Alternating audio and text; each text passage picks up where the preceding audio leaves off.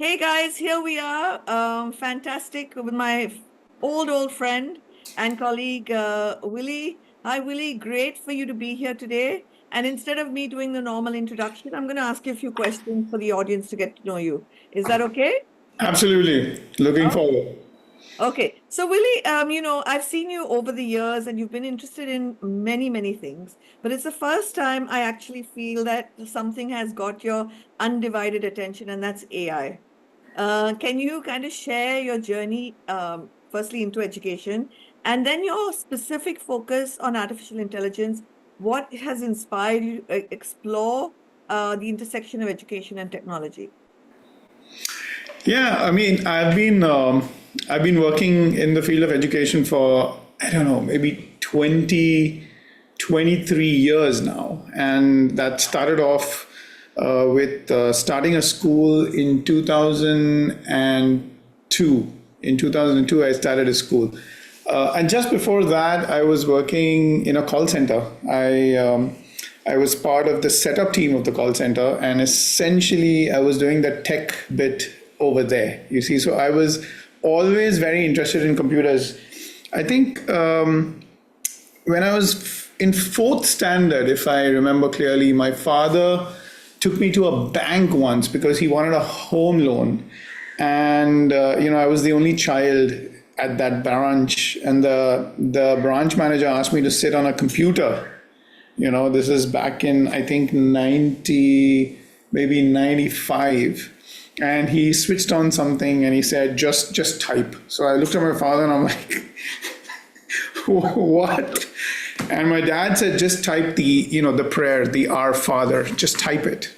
And I just sat there. It was I think Word Star Professional or something like that, and I just typed Our Father in heaven, hallowed be thy name. I typed out that whole prayer, and I remember that being my first exposure to computers and technology, and it just blew my mind. And ever since then, I was very romantically involved with this idea of having a computer and things like that. And then in eighth standard, I actually got a computer at home. So I'm saying this because I fell in love with the PC. I was in ninth standard. I was the only student who entered into a internet exposition, in Mumbai. And so I got exposed to the internet when I was in ninth standard and 10th standard. So I've been really in love with technology. Anything that's technology for me takes my undivided attention. It's probably just something that you've seen me, but trust me, I'll be interested in a in many more things over time. That's just the way I am. And when I started the school back in 2002, I had a clear focus that I want to bring in technology in the school that I started. And I really believe that technology is an absolute leveler, because you may have a big house or a small house, you may have a good teacher or a not so good teacher, you may have an air conditioned school or not an air conditioned school. And all these things are factors of how much money you're willing to pay. May not be how much money you have, but how much money you're willing to pay. And I found that technology, computers at that time, they were absolute leveler. It didn't matter whether you're rich or poor. If you have access, you have access. It just and for me, because I started a school in Nalasupara, which is like back and beyond. I wanted to have those kids, get the advantage that maybe a rich, visionary parent might give their children.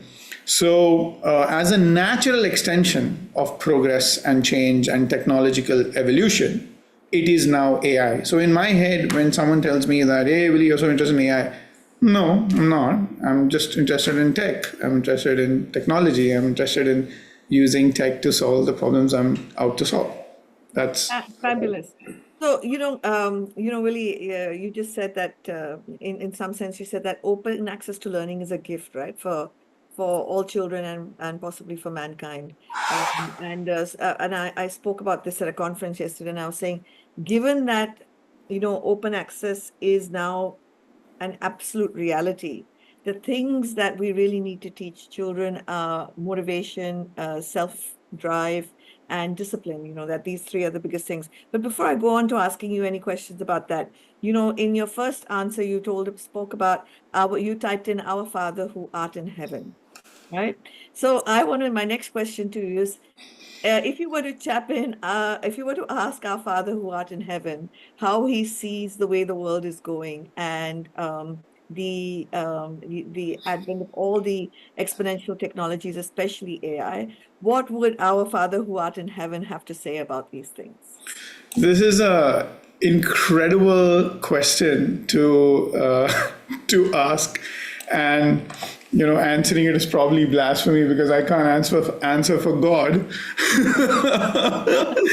But I would say that anything that we have today needs to be used for the glory of God, and including the technology that I have in my hand. So anything that any of this technology needs to be done to for the glory of God. And what brings glory to God is when we are kind and loving to all his children. So bringing peace and equality and equity and equal opportunity and love and kindness and forgiveness and compassion and all those things that make us uniquely human.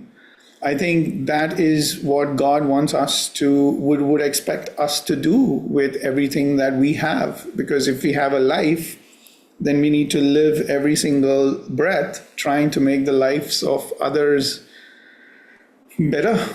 Absolutely. So, a couple of the things that I focus on, and that I spoke again about at the conference yesterday, was that AI is a language model that's learning from us. So if we are going to use ethical language, and sort of show AI ethical values, ethical leadership, AI will probably be modeled on those bases. And if we are to show the opposite. So I say to people, just like nuclear energy, AI can be used as a tool for good or bad, depending on whose hands it's in, right? It's um, so you couldn't. I understand you don't want to answer for God. That's blasphemy. But now you can answer for yourself because uh, as a parent, what are your hopes and fears for your children growing up in an AI world? Oh yeah, that's an interesting question because I think, what are you going to do with all the time that you save? You see, that's like a big problem. When you and I went to school, we were taught a trade. We were taught skills that would help us put food on the table. We were taught to be able to feed our families and take care of them.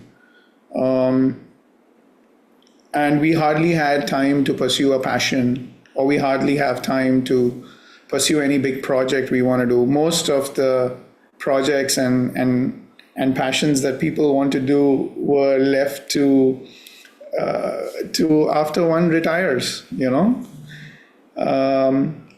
And so I think people just didn't develop this love or this idea that you can do things now, or you don't have to wait till you're older or till you've retired, or till you're no longer working.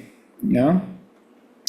So I feel like with AI and with the way the situation of work is changing, I think people will end up having a lot of free time, and yeah.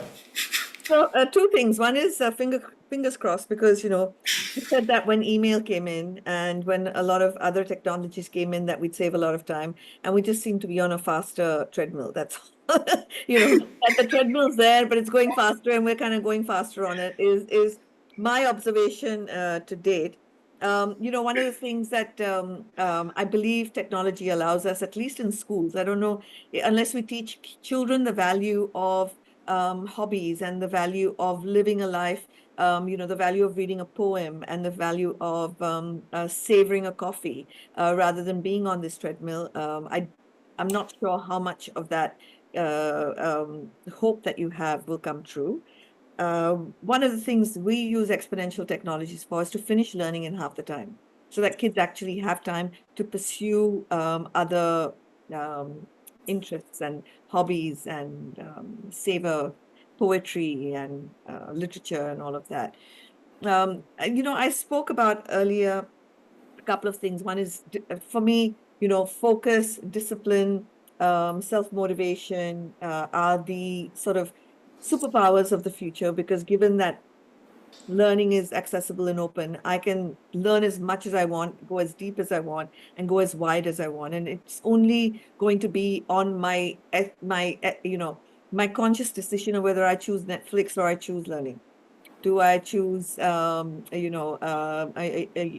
I choose social media, or do I choose learning? So those are the kind of decisions we're going to make.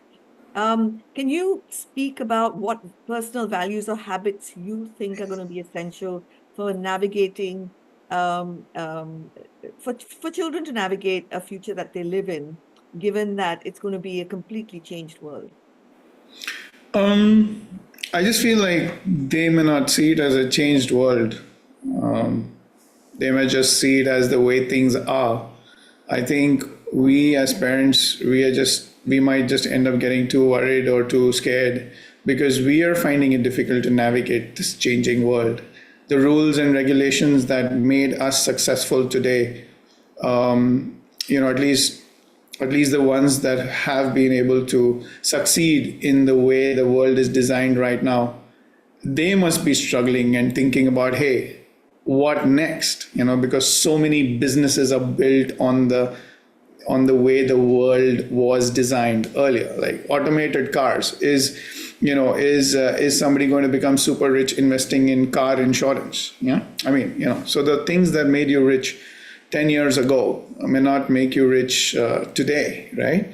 So in that sense, I think the rules for children perhaps remain the same, like the first principles remain the same in terms of self-moderation, purpose, integrity, creativity, looking for contribution, being kind, communication, talking to people, talking about your feelings, being able to live in silence, being able to live with oneself, not looking for validation outside, and being more principle centered. I think these are all just timeless. Nothing really changes. It's the same fire, and it's the same, stories that we have to keep telling our kids around the same fire. I think, I personally feel that is what it is. So to a parent, it might seem like, oh my God.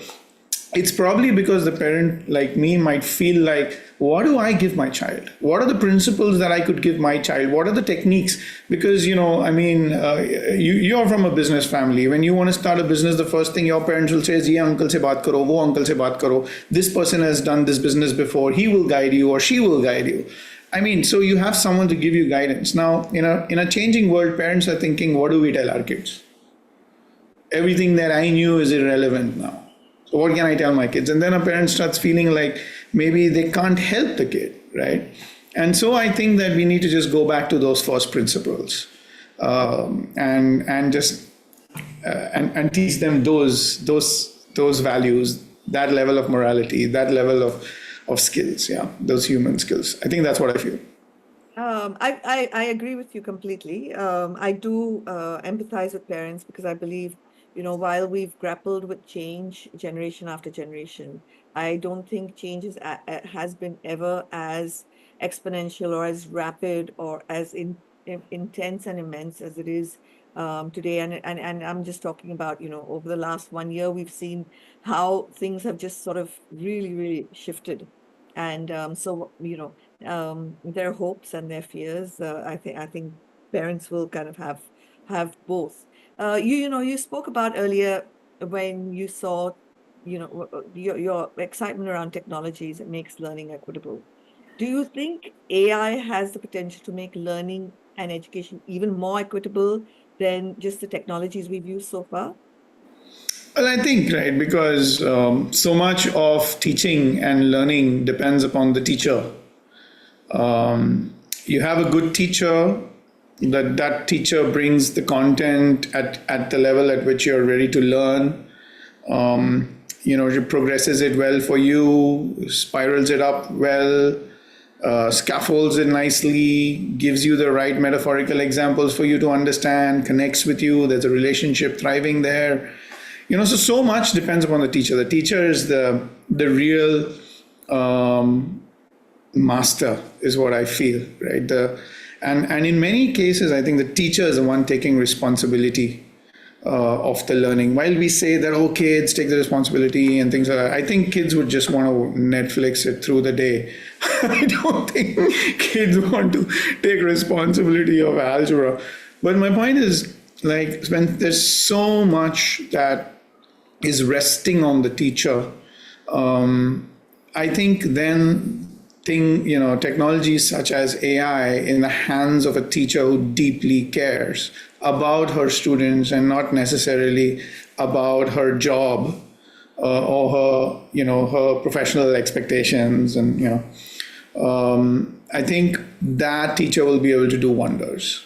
So it's not so much about what AI can do and what AI cannot do, or things like that. It's about do we have teachers who can think, right? Because a bad singer with a great quality microphone is just going to be just terrible. We'll have to find new ways to be able to complement this person. But a good singer. Have you heard AI sing? And a good teacher, with our heart in the right place, I think with AI can do so much more. That's what I firmly believe. I think you can make AI, but I don't know if they make these good teachers anymore. And that's a problem most countries are facing, right? Because not everyone gets up and says they want to be a teacher. Yeah. I think one of my the greatest excitement I had when I was building Dreamtime Learning online school is that I could now have access to a teacher from anywhere. So you could Yeah. have somebody who's highly passionate in a rural area of India, would not necessarily have a school that she aligns with to teach at. But now she's got access to my students, and I've got access to her proficiency and her empathy and her excitement, engagement, of being a teacher. So yeah, so that's so William, if I know you've been going around the country exploring AI tools with teachers and teaching them about AI and stuff like that. And thank you really for all the work that you do with our teachers in the country.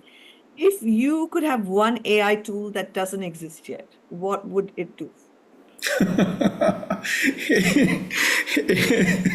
This AI tool will just help a teacher think and develop her thinking. Because I think what everywhere where I'm going across the country, training teachers, they're all learning these tools, but they just don't know how to think, And because they don't know how to think, they use AI to further make their confusion bigger, brighter, and more aesthetic. and they're like, wow, Willie, you taught us to use AI. I'm like, yeah, I taught you to use AI, right? But is the output something that you're delighted about? Because not everything that is big is beautiful. Not everything that is wordy is thoughtfully written. So while I allow them to really enjoy the fact that for the past 5 years or 7 years at home, their husband or their child or somebody else in the school have been telling them, you don't know to make a PPT, you don't know to do design, you don't know to make a lesson plan. They've been listening to all these, you don't know this and you don't know that and you can't do this and you can't do that and you're not good enough. That's what they're hearing all the time from everybody around them, right? And then suddenly I come along and show them something. I say, go, man, throw a 50-slide presentation at somebody's face if you have to. And they feel strong and they feel powerful. And I know that is just temporary. And they will come back in 6 months and saying, I got it. I know how to make the stuff. How can I make better things, right? And then I think the conversation will deeply come in, one of personal transformation and one of challenging one's own mental models, and one of really like understanding that a tool is just a tool, but really you know, our thinking is what we are going to be, what we need to concretize. And if there was a value chain of all this, it's the thinking that we need to own, and just the beautification and things like that, the words and the language and the grammar that can come through AI and things like that. So that's what I feel. So do you ever see a future in which there will be a AI teacher who can empathize, who can make learning engaging, relevant, and fun, and can teach algebra in a way that excites a child? I think that a teacher, the human being, right? That human being is not going to be replicated in AI at all. Like I don't see it. Maybe I've not read enough books, but I don't see that happening. I mean, God created Adam and Eve, and not not AI. So I don't think that's going to happen. I think that every time ChatGPT responds saying, "You can do it, Willie," I know he doesn't mean what he's saying. But every time a teacher looks at me and says, "Try, just try," that pushes me into action more than something that I know, is automated. But I was watching this funny ad the other day about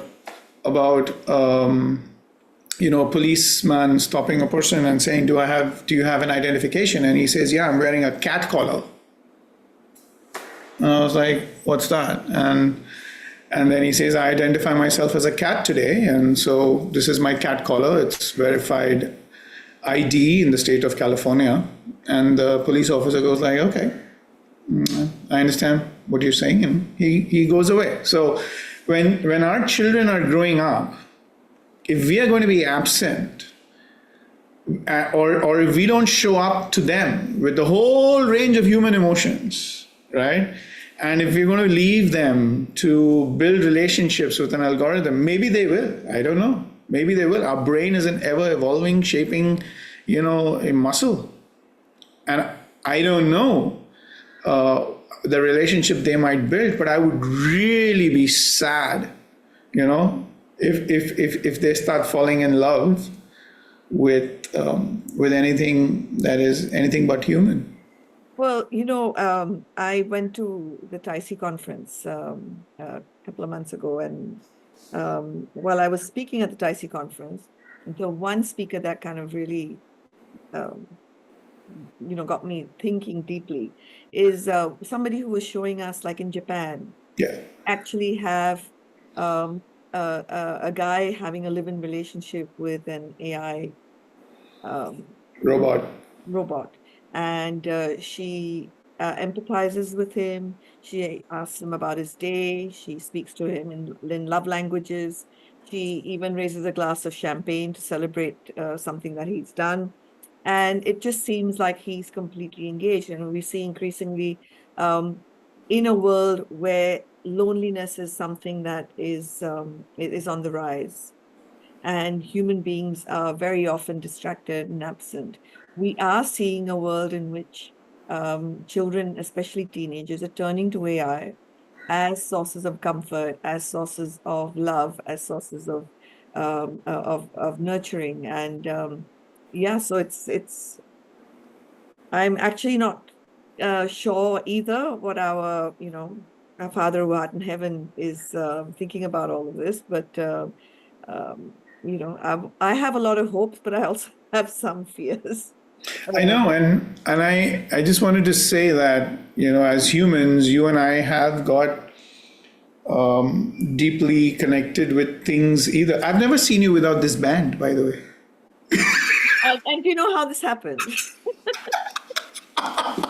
So I'm just saying, it need not have to be an algorithm. It could be a thing. It could be a plant in the background that you have. It could be a color on the wall. That's something that really, really as human beings, we get attached to things. And from the realm of psychology and NLP, we know that these things are anchors to memories that we hold dearly to our heart. So if you really ask this person, we know, like you and I know, that what that person is the Japanese guy getting from that AI is just a cheap imitation or a cheap replica of what could be human. you know they're yearning for that connection, they're yearning for that. I mean, if that person had a human being, if that person was not in Japan, where 60% of boys over 25 are still living with their parents and are lonely, right? I mean, the Japanese work culture and everything is it's so different. It's a problem in Japan, right? Then they wouldn't probably go there, right? I think even they know it is second best, right? So I think it just pulls us as teachers, suddenly as teachers, and as parents. I think that idea that the teacher is a second mother and all, I don't even know if it's going to be second anymore. I think we got to step up our game, right? And not just teachers, every single human being has to step up their game. Every single human being. So the way you deal with your maid has to be better. The way you deal with your driver has to be better. The way you deal with the driver in front of you on the road has to be 10 times better than yesterday. Because if we are not going to improve the quality of relationships with every other human being that we are going to be part of in society, above, below, around, wherever, we are not going to be able to really become better than an algorithm. So, Willie, you know that this is the genesis of Dreamtime Learning, right? Higher consciousness learning. And, I know you as a colleague. I also know you as a parent. And I know you're always very present as a father and very engaged and involved. Could you just speak a little bit to parents about ways in which you stay engaged and involved in spite of all the work that you do? What are some easy ways that you stay engaged and involved that make your children feel, oh, my dad is present? So I make it a point to tell my kids that I love them at least 10 times a day. At least 10 times a day. I call them, I send them random WhatsApp messages, just tell them I love you. That's also because half the time I don't know what to say. Right? But I'm saying, if I say I love you, I am saying something of meaning and value. If my child doesn't remember anything else in the world from her father or her mother, and if she just remembers that she is loved, right, deeply, deeply loved, I think that's enough, right? All of us just want to be deeply loved and cared for because we want to matter. We want to matter in somebody's life. We want to matter in this world. And so that is one thing I do. I really, really just do that. It's as simple as just calling them and saying, I love you. And I want to continue that for no matter how old she gets, or no matter how old I get, and no matter how awkward it gets for her. Right? I just want to be able to continue that. So that is one thing I do.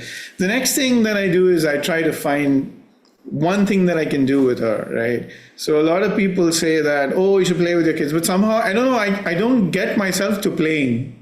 I don't know why. And I know it's so powerful, and there's connection, and there's so much of, rapport building that happens when you play. But I somehow can't get to play. I don't know why. Did I end up becoming too serious, or I don't know. But what I do with my daughter is I cook. I cook with them. And we found this thing, this thing is like she gets on YouTube and finds stuff she likes to eat, and then she sends me the video, and then it's my job to procure, plan, process, cook, package, celebrate, So so I do that. We do a lot of cooking. Well, I think just the definition of play you have is different to the but that is play. I just love it. I just love it that you're putting my heart at ease to know that there is something that That I'm, is that is very much play. I think the you know, second thing, I mean, something I just want to and to emphasize for anyone who's listening to us is, I keep telling parents unconditional acceptance and unconditional love. Regardless of your children's grades, accolades they get, whether they come first or last in the race, it has to be unconditional acceptance and love. And I always draw the parallel between Hitler and Einstein. Hitler, who grew up in a very authoritarian household, or even if you take someone modern day like Michael Jackson, right, who didn't grow up with unconditional acceptance and love. The acceptance and the love was given conditionally to how he performed, and his father drove him, very hard to perform. And versus Einstein, whose teachers didn't really think he was going to do anything great in life. But the mother just gave unconditional acceptance and love, his Newton's mother, and just see not only what they contributed in terms of what they contributed to the world, but in terms of who they became and how much how driven they were in their pursuit for answering some deeply curious questions that they had. So I think for anybody watching, I would love for every parent just to give, I think even if you don't have time to play, unconditional acceptance and love is the greatest gift we can give our children ever. So I Willie, also, yeah, sorry. sorry, I also wanted to say that one of the things that I started being more careful about is, really understanding and accepting. I'd also want to know what you think about it. Unconditional love is difficult, okay? It is difficult even to give our own children, all right? That is my personal experience. I know it's important. I catch myself always falling into that trap. And so I just wanted to say my relationship with my partner, my relationship with my wife has played a very huge role in making me a better father. And the reason is because my wife is like a coach to me. She would call me and she would tell me, Willie, I think you need to say this, right? This is the time for you to say this, or this is the time for you to do this. The way she brings that to me is, I'm just so grateful for having a partner like that.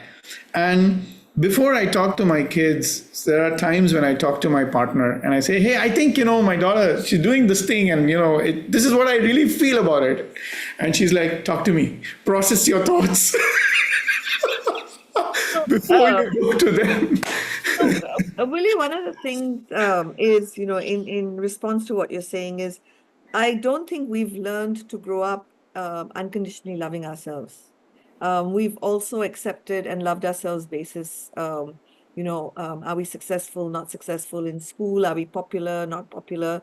And everyone's always asking us about our report grades, or you have these parents who get their kids to perform in front of the uncles and aunts that come home, and it's always like we feel from the external world that we will be loved and accepted when we succeed or we do something with our lives, or we show extreme talent, and great grades or whatever else.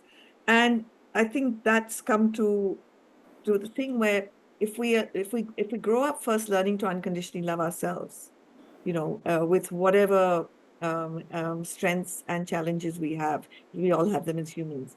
I think then our relationships become also about unconditional acceptance and love. We usually look for a partner to fulfill something that we feel a lack of. We usually look at a child to fulfill something we haven't achieved yet.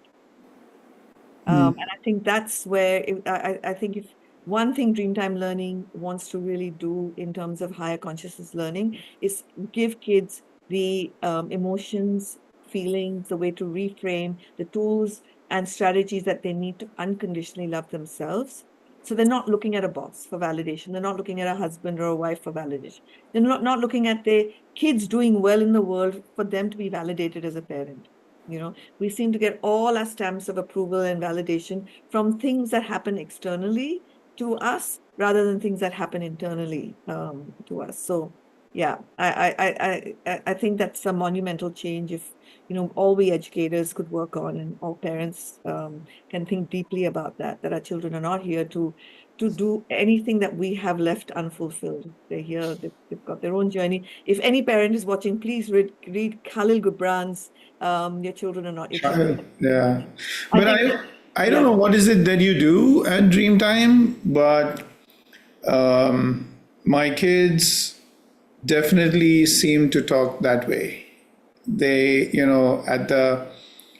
at the opportunity that sometimes when I tell them things like, oh, you didn't do that, or you didn't win this, or you didn't do that, or you're not as good as this, you know, the response that they give me as Dreamtimers always makes me think. It makes me think like, wow, now how did that happen? How did that happen? What led them to get that belief or that idea that it's okay to lose, or it's okay to win slowly. Yeah, it's okay. So many things which are quite hard to land on a child. I think, as you know, my kids are in your school, so there's a lot of things that I haven't taught them that they're demonstrating, and I'm like, it's obviously coming from school. Yeah, so it makes us better parents for sure, I think. Yeah. So I'm going to ask you a few technical questions now. I think we've spoken so much about so many things, but and I'm asking you this. Yesterday, I spoke at the conference just before the chairman of ICSE, Dr. Joseph Emmanuel, got up. So I was pointedly speaking a lot to the boards. And Good luck. because their style of examination forces teachers to do things that are not great for kids, right? My technical question to you, Willie, is how would you, as an educator, how would you want to see board exams evolve? Because there's a saying that we only what measures becomes like it matters. We seem to give Yeah. to things that we measure. So one is, do you have any ideas of if we were to focus on higher order thinking, creativity, and emotional intelligence, some of the things you spoke about earlier in our conversation, do you feel that there's a way to, I mean, we do it at Dreamtime Learning. We actually have indicators and observations for these, what we call Dreamtime Learning outcomes. But if they could evolve, what would you have them focus on? And is there a way that you find that, okay, if we just do a few things like this and we tweak these things, it would be easy for the board examinations to shift what they're doing? Yeah, I mean, it's a very complex question, right? Everything in education is so complex. And there is really no easy answer or no quick fix or no 30-year plan which can fix it, right? That's what I believe. The last time I checked, there were 69 boards in this country. Wow. 69. There's 69 boards in this country right now. And there's no parity between these boards at all. Like there's zero parity between these boards. It's also because of the way the system is designed in India, right? There's a state government and the central government and really, I was talking to a friend of mine, and he said, we think that India is a highly decentralized economy or a decentralized country. It's actually not. 97% of the budgets are centralized. Only 3% of the budgets are actually given to the local self-governments, the municipality and all these.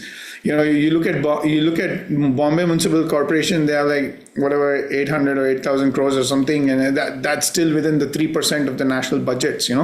So it actually goes to show how power is so centralized in even in our country, and the way our country is designed and the way our country is administered. How power and decision making is so centralized. It's so centralized, and the 3% that we get is whatever little decentralizing they're talking about. It's also because of how 200, 300, 400 years ago, who were the communities that were educated and had education, and hence had the experience or the mental skills to be able to take such decisions, versus the countless other people who didn't. So now only people are slowly having more education, things like that. So there are 69 boards in this country. Each board, their sole responsibility of the board is only examination, right?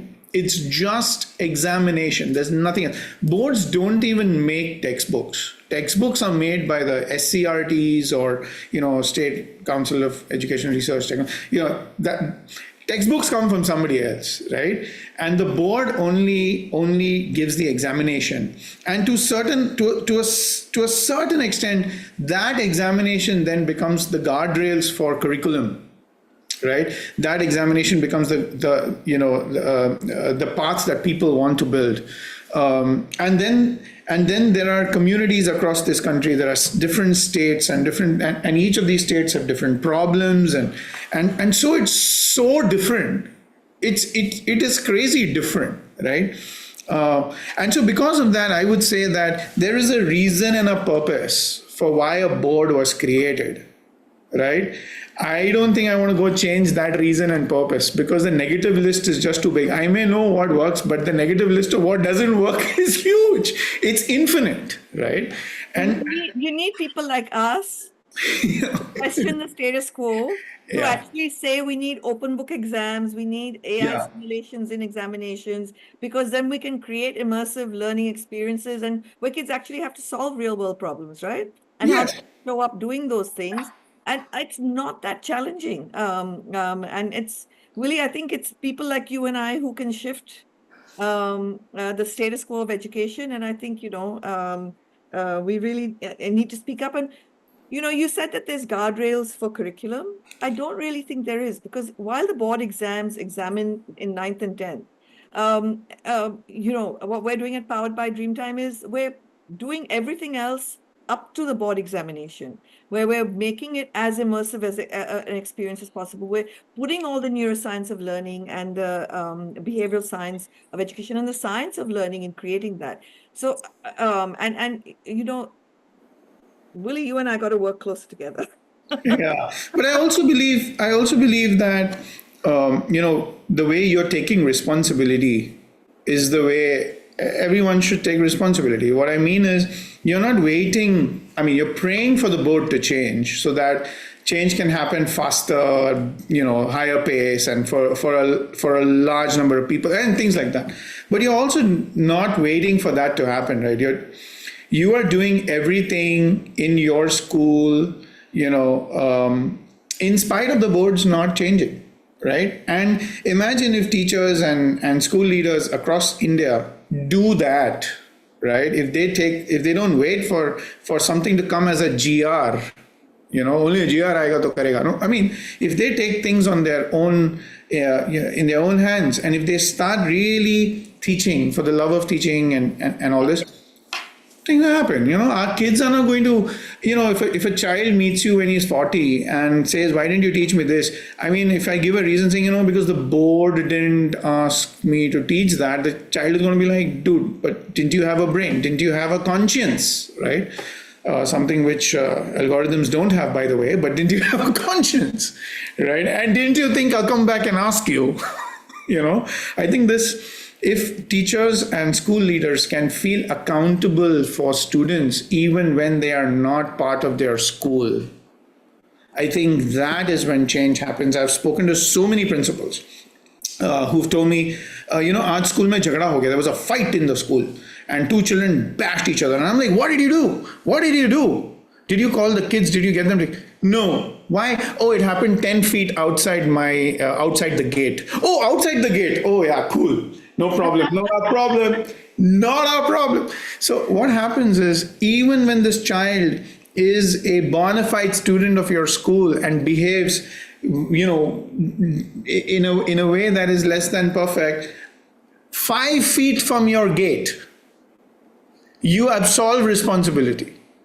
Imagine, do you think you're thinking about these kids once they leave your school and come back 10 years later? No, right? So I think we just have to build more accountability, and that accountability will come when we genuinely love this child, when we love the students in our school, when we love the teachers in our school, when we love what we are doing, and when we start really looking at teaching as a vocation, as a mission that each one of us are doing, like a personal mission, right?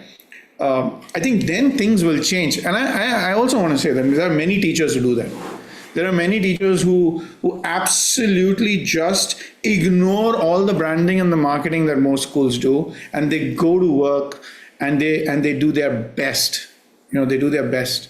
And I think you and I are products of such teachers. Yeah. So I think my biggest teachers are my mom and dad. I think I learned generosity, contribution, giving, and stuff like that from my mom. I'd learned business and leadership from my dad. So female energy centered and so masculine energy centered. But I think I imbibe like bits of both. Who's been your biggest influence, Willie? I think my mom and my dad. My biggest influence has been, as I move through life, it keeps changing. Sometimes my mom is up there, sometimes my dad is up there, because it's a reflection of how I'm processing the world, and it's a reflection of what I'm able to see now. For example, my dad.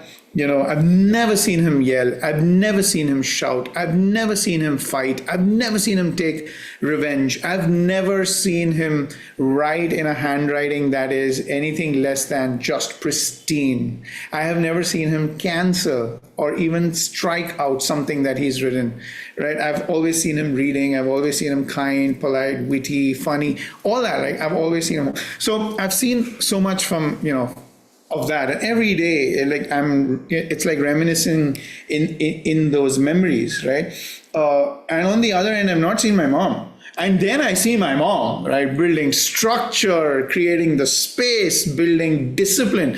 I mean, there were times when my mom would say, go and get bread, and I would go and come back home, and I'm like, no bread, and she was like, get out, get bread. I'm like, there's no bread. You're like, get out and get bread. And I would go back and walk 5 steps to the next shop and get bread. And she's like, don't come back home if you don't achieve what you set out to do.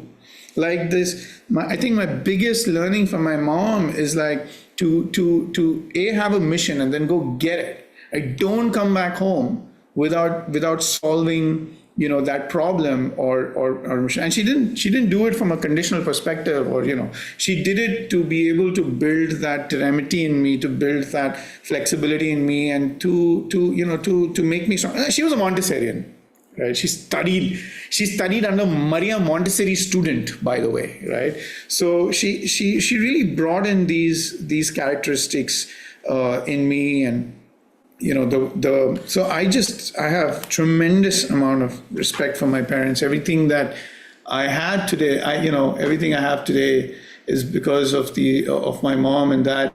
And one of my teachers in 10th standard, Brother Judge, he had such a profound impact on my life, and that's when I just go back and say that, fine, if we can't, if we don't have control over the children in our school because of their parents, at least we can have control like the way Brother Judge had control on us, right? Very, very significant. And as I went through my school, I would go to church every day.